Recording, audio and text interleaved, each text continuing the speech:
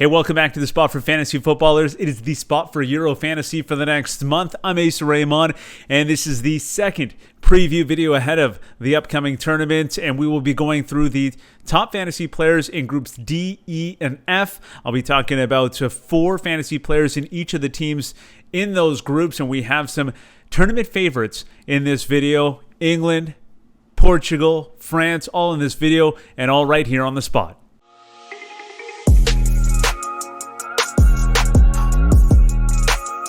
And please subscribe to the channel if you haven't done so already. Please give these videos a like as well. And if you're looking to join a Euro Fantasy League, well, then join ours. The league code is here. It's also in the description. I'll try to get through this video quickly. The last one ran about 22 minutes, and I'll try to keep this one a little bit tighter and quicker. If you have any questions about the players that I'm bringing up or the countries that I'm talking about, let me know in the comments below or hit me up on Twitter at TheSpot4FF or at Asa Rehman. All right, I'll be going through all the countries in groups D, E, and F, and I'll be bringing up 4 players that you should be keeping an eye on or maybe adding to your roster for your Euro Fantasy team. All right, let's get into it. All right, the group we're going to start with and the country we're going to mention first is England, and it has to start with Harry Kane up top. 11.5 million euros for one of the favorites to win the Golden Boot in this tournament. He won it at World Cup 2018, and I expect he'll be scoring a few goals in this tournament as well, so he doesn't come cheaply. 11.5 million euros for the star striker from England. And then Jadon Sancho is the next one I'm going to mention here, and I'm picking Sancho instead of Marcus Rashford for this video because I love the upside with Sancho. Rashford, high-quality player as well. Rashford getting the forward designation where Sancho seen as a midfielder in this game, and I think that will lead to more points, higher value for Sancho when he does score. So that's the reason why I'm leaning towards Sancho. I think that he has an opportunity to pick up some assists as well, and he's just such an exciting, young, dynamic player for England. So many reasons to like Sancho. And I like him at 9.5 million euros. The next one's a pretty popular pick. A lot of people picking up Mason Mount at 7 million euros, and I understand why. You know, he's going to be playing every game. I believe he's going to play a lot of these matches as far as time on the pitch goes, and the opportunities will be there for him at 7 million euros. I think that's great value for the England midfielder. We saw what he's capable of at Chelsea in their Champions League title run, and I expect him to continue the form that we've seen from him recently with the England team. Finally, John Stones, 5.5 million euros. So I was trying to decide between Stones and Maguire here, going with the healthier one in Stones, and 5.5 million euros. Pretty good value for the center back. He had some pretty good FPL matches as well this season with City. So we'll see if he can produce some good scores for you in this Euro fantasy game. Then to Croatia, Luka Modric, you know who he is, you know what he's capable of. 8.5 million euros for the midfielder. I think that's excellent value. He's a little bit long in the tooth, but still a high-quality player, and I think that he has plenty left in the tank, and he'll show what he's got in this tournament. If they do progress out of Group D, I think that Modric will be a big reason why. Another one that you're familiar with Croatia is Ivan Perisic at 8.5 million euros as well. I think that's excellent value. They've tested him out further up the pitch in a forward role, so that's awesome. He's still designated as a midfielder, but you're getting him with the capability of scoring in more of those attacking areas. So that's obviously enticing when you're talking about Perisic. One person that they are looking to fill the void left by Mario Mandzukic is Andrej Kramaric at 6.5 million euros. That's excellent value. I believe that he will be their starting striker, at least for the first couple matches. We'll see how he does, but if you're getting some early production from him, an early return at 6.5 million euros, I think is excellent. Talking myself into this, and I'm pretty sure I'm going to be adding him to my lineup, and I'll be doing my lineup reveals throughout the week. I think I'll have 2 videos, one initial one and then one just before the tournament kicks off. So I'll keep an eye out for those. And again, subscribe to the channel, please, so you don't miss any of these videos. Finally, for Croatia, Borna Barisic is the defender I'm choosing, 4.5 million euros. It's pretty good value. I would not hesitate to have him in my lineup at that price. And then for Scotland, John McGinn, he'll be sitting right behind their attack. I think that he'll be in more of an advanced role than we've seen from him at Aston Villa. But after that Jack Grealish injury, you saw McGinn move up the pitch a little bit more. He's a box-to-box midfielder, 7.5 million euros, and he'll be right in the middle of that Scotland lineup, and he'll be starting and playing the full 90, I believe, for Scotland in every game of this tournament. So 7.5 million euros is great value for John McGinn. Next one, a forward, Shea Adams, 6.5 million euros. I'm going to mention both forwards here because I got both of them. Lyndon Dykes, the other one, both 6.5 million euros. And I think that's pretty good value because it's one thing that's lacking for Scotland. They're pretty good. They have a pretty good solid core. McTominay's in there as well. Gonna mention Andrew Robertson next, but just want to focus on these two forwards. I believe that's going to be the attack. Those three that you're looking at right there, and McGinn, Adams, Dykes. The price tags attached to those players, Scotland does score. I believe that these three will be involved, so take that for what it's worth. Another one, though, that'll probably have a say in how they do offensively is Andy Robertson, 5.5 million euros. He'll be playing right in front of Tierney as well, like a left wing back, but also more of a midfielder. So that's awesome. He is designated as a defender at 5.5 million euros, playing as a midfielder, moving up the pitch. I think that's great. And if you're looking to have anyone from Scotland on your team, I believe he's the one that you should pick, but he's also the most popular pick as far as Scotland assets go. Czech Republic, then Vladimir Zarita, awesome player, 7.5 million euros. Expect him to start and produce in their attack. The next one you are probably familiar with, Thomas Souček, 6.5 million euros for the West Ham man. And then Jakub Jankto, this is one. He's a little bit younger, but they're expecting big things from him. 6 million euros is pretty good. He plays as a winger, designated as a midfielder. And I think that's pretty good value at 6 million euros. Again, these players that I'm saying are good value at 6 million, 6.5 million. I wouldn't flood my team with them, but if you're looking to take a flyer on one of them out of the bench spots or in your lineup, and then you could move them out if they don't produce as well as you would have liked. But it's worth taking a flyer on one of these players in your lineup, somewhere in your lineup. And then Vladimir Sufal, another West Ham guy, 5 million euros for the right back. And again, he's slotted to start, play every match, potentially contribute in their attack as well. And an interesting thing for the Czech Republic as well is that I believe they're going to be looking for goals off the set piece, and Souček could get on the end of one of those. Sufal might be providing the service.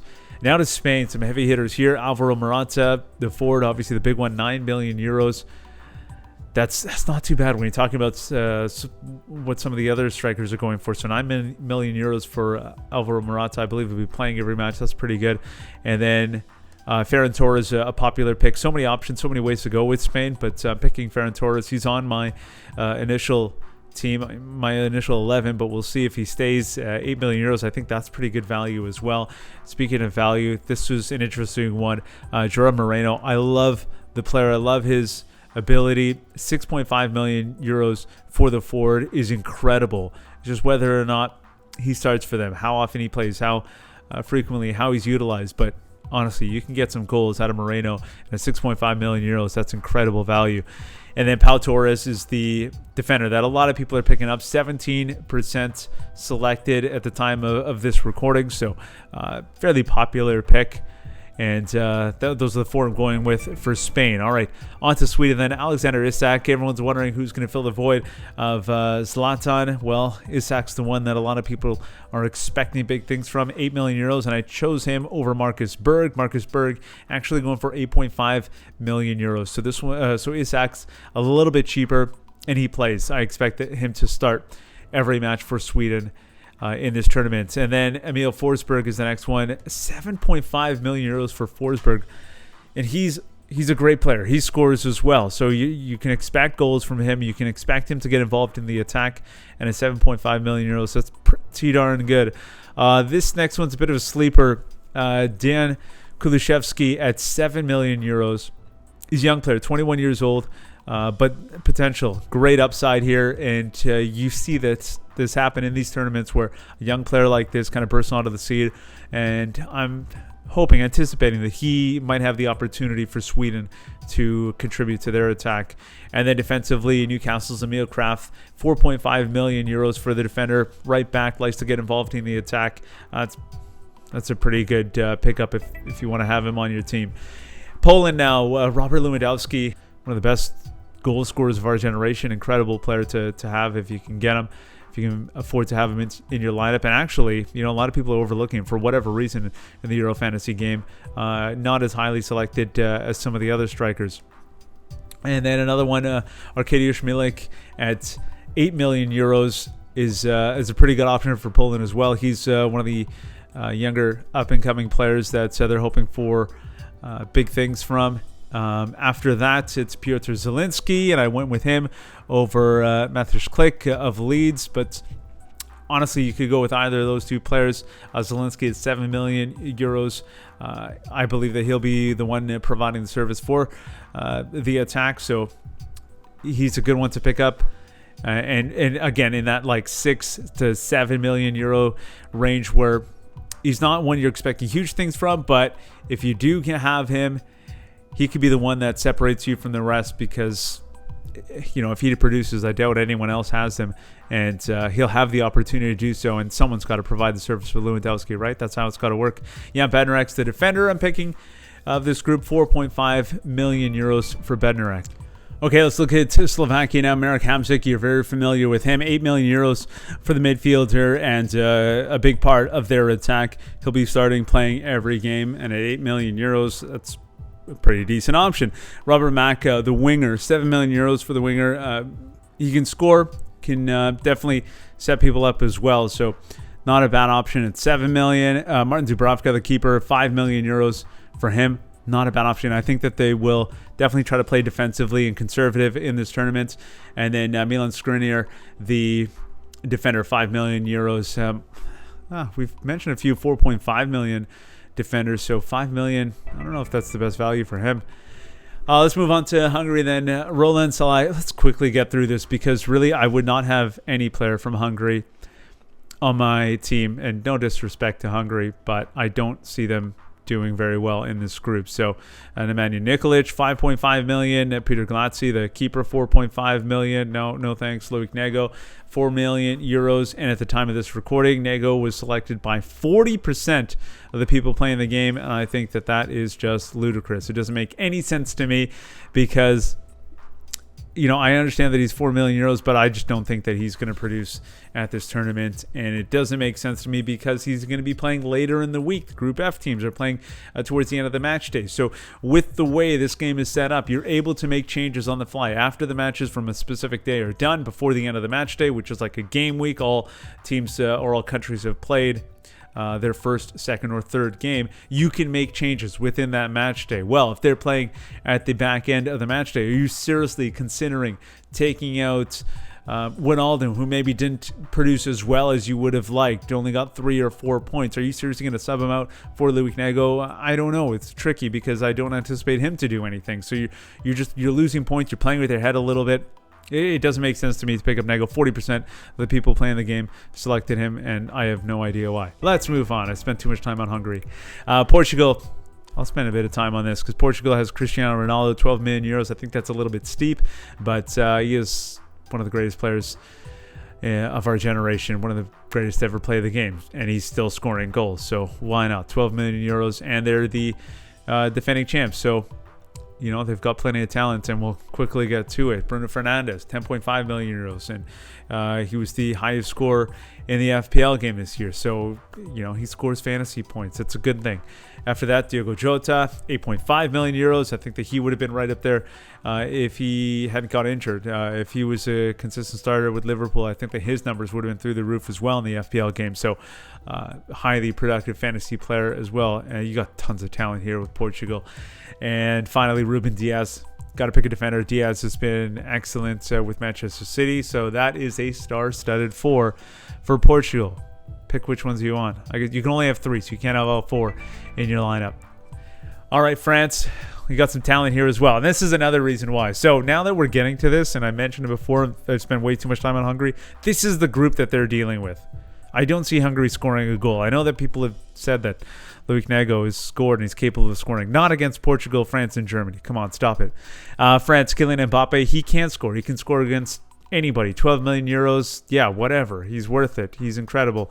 Karim Benzema, 10 million euros. Great player. He's going to be their main striker, I believe. Again, it's really tough to this is a preference. I think when you come down to like Portugal, France, and we're going to talk about Germany in a minute, so much talent that it's just based on preference. I can't really tell you one over the other because I believe Mbappe and Benzema are both going to be involved in the attack. Who scores when? Please. There's only...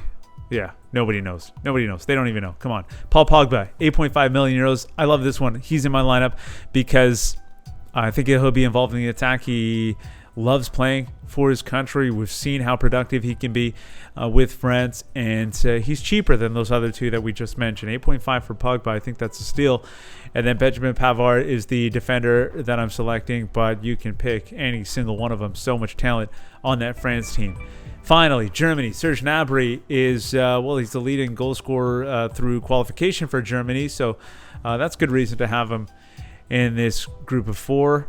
9.5 million euros. Yeah, why not? Good value there. Kai Havertz, 9 million, coming off that Champions League run with Chelsea.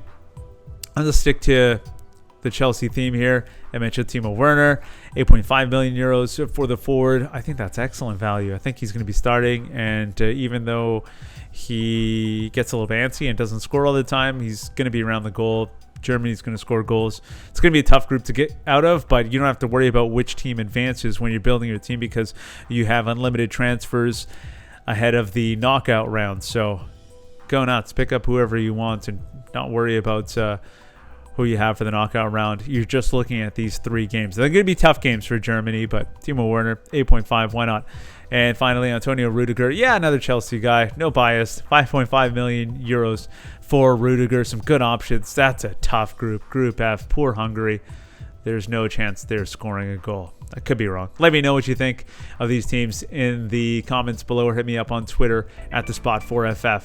Well, that wraps up the second preview video. I hope you enjoyed it. If you did, give it a like. If you're looking to join a league, join ours. The league code is there. It's also in the description below. If you have any questions, let me know in the comments below, or hit me up on Twitter at @TheSpot4FF or at Asa Rehman. Enjoy the rest of your week, your weekend, whatever you're doing. Do it safely. Thanks so much for hanging out at The Spot.